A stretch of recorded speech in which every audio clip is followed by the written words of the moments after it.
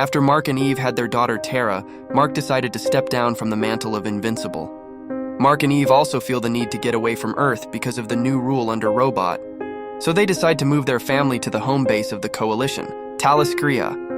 Of course, as they're finally getting settled in, a welcomed visitor comes with an unwelcomed question. Thrag is weak after his fight with Battle Beast, and the Coalition wants to strike now. And of course, Mark reluctantly accepts to help. Mark and Oliver are sent to various planets where the Coalition have gotten tips where Thrag might be. As Mark and Oliver are on another planet searching for Thrag, Mark comes along a cave and decides to investigate by himself.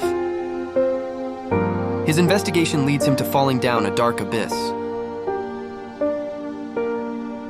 But then there's a light, a very bright light.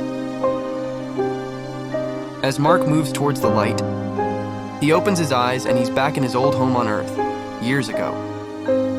Back with all his old dignity. And to his dismay, a time before him and Eve. Mark does what he can to get back home, but no answer. So he does what he knows.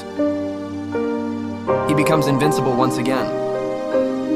And he starts stopping as many bad things as he could that he wished he could have prevented before. Even encounters he'd had hoped he'd never have to relive. At least they had ended better than last time.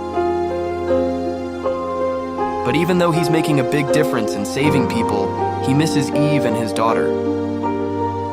A familiar bright light appears and tries to raise his chin up, telling him he's undone so much death and misery.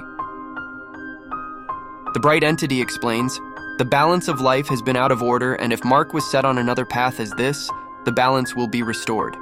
It's given him a glimpse of what he can do, but it's his choice to stay or go back to his old life. Mark chooses not to. For once, he set aside the selfless thing to do the selfish thing. He refuses because he believes Tara will not be born. With that, the bright entity curses Mark back to his time, ridding its view of the disgrace.